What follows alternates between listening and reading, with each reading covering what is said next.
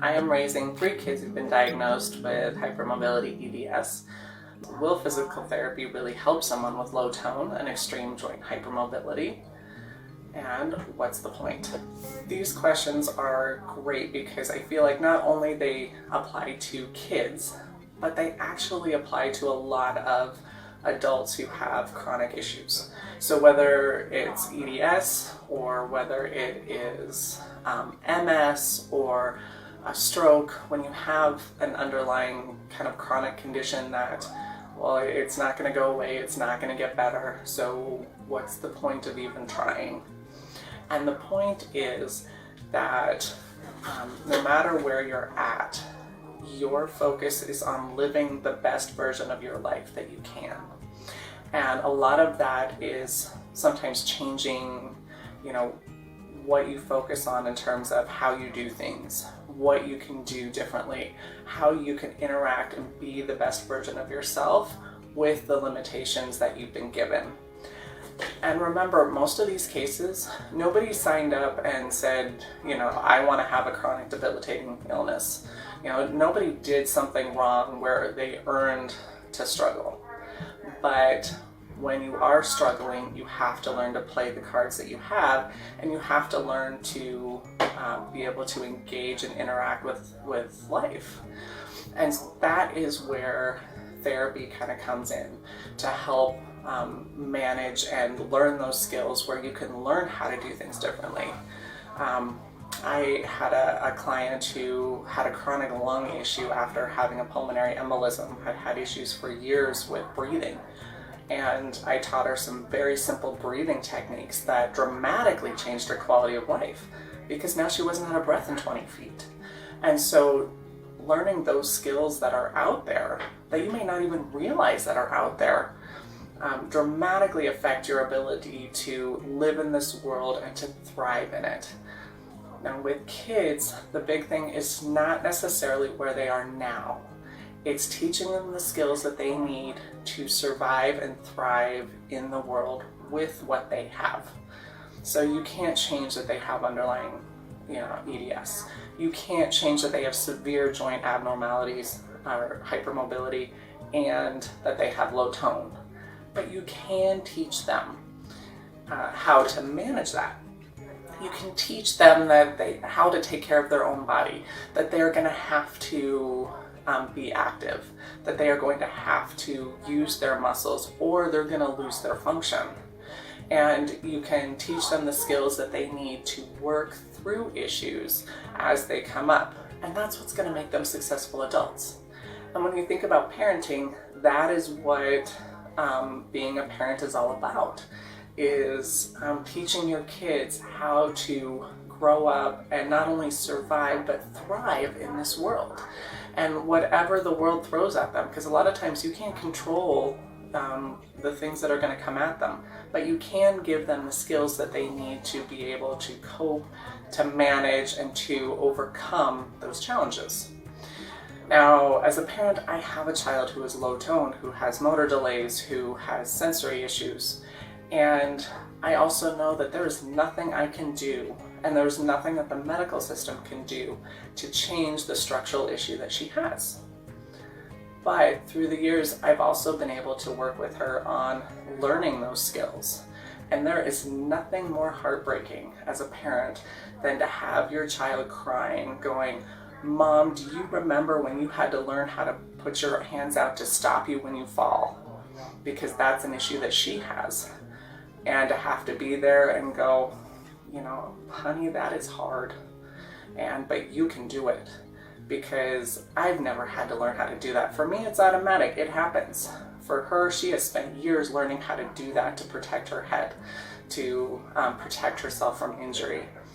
And those are those hard things as parents. But you also want to remember that you are a parent.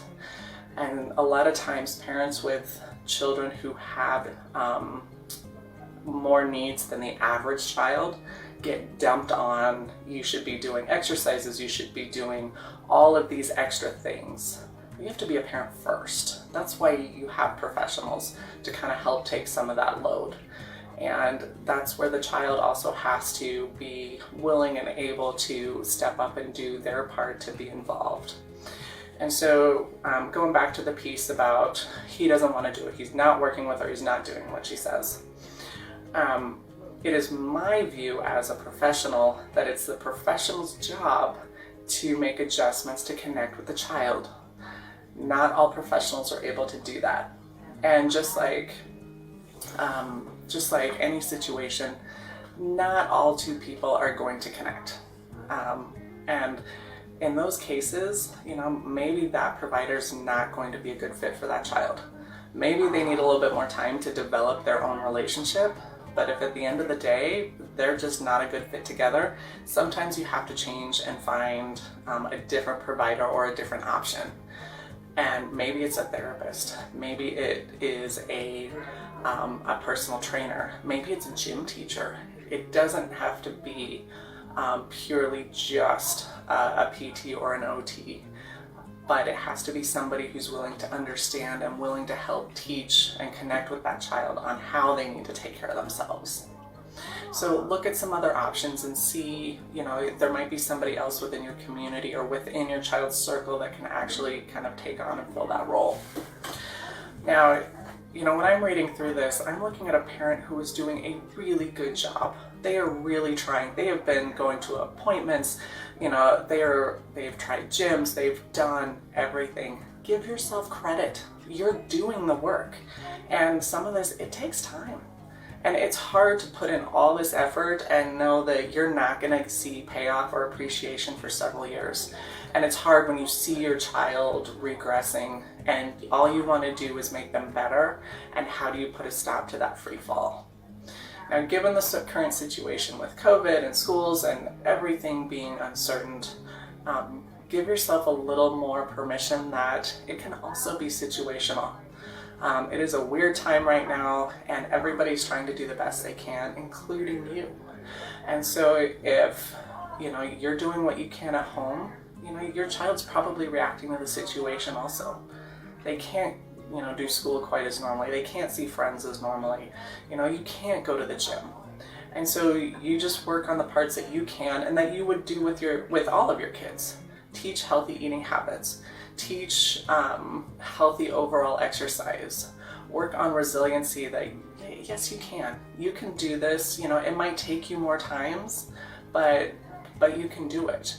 And help support them with that side of their self-esteem so that way, they start to feel like they can do more. And it's one small step at a time. There are no big changes with this. And the more you can consistently be that parent who is going to be there for your kids, but not enable them. So, and this is something I want to touch on, and anyone with special needs can fall into this category, child or adult. But when kids in particular have more struggles, whether they're cognitively delayed, physically delayed, they are master manipulators.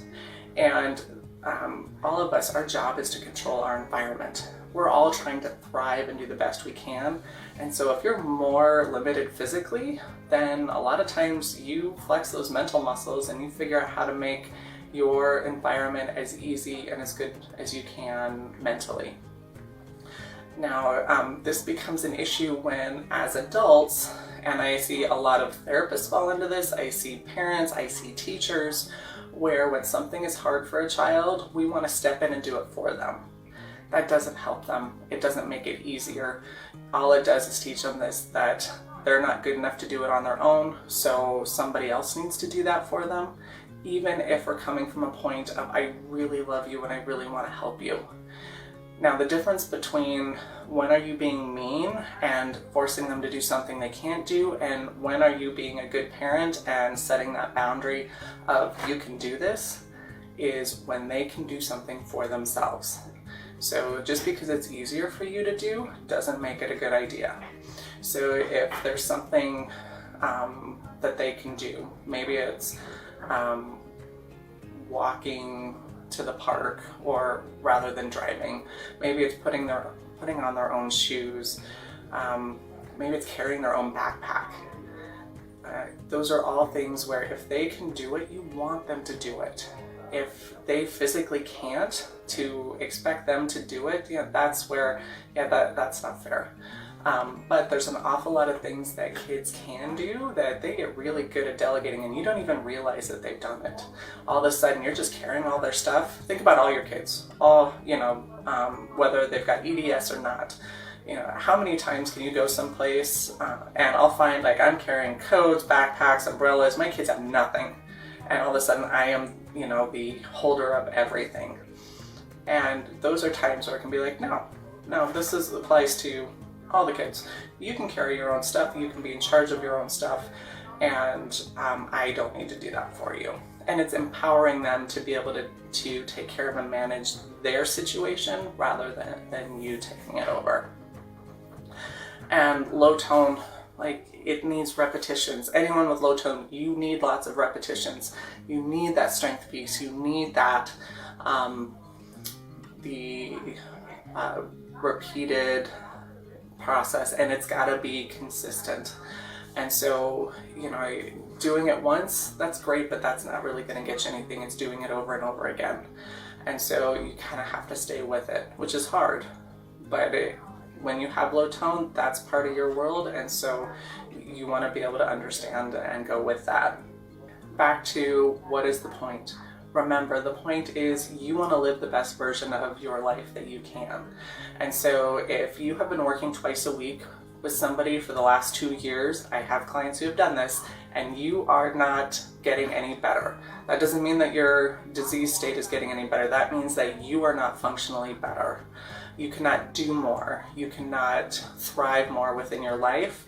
You need to find a different provider, a different option, a different situation, a different alternative. Doing more of the same does not make it better. If you are getting better, if you are functionally improving, then great, stick with it.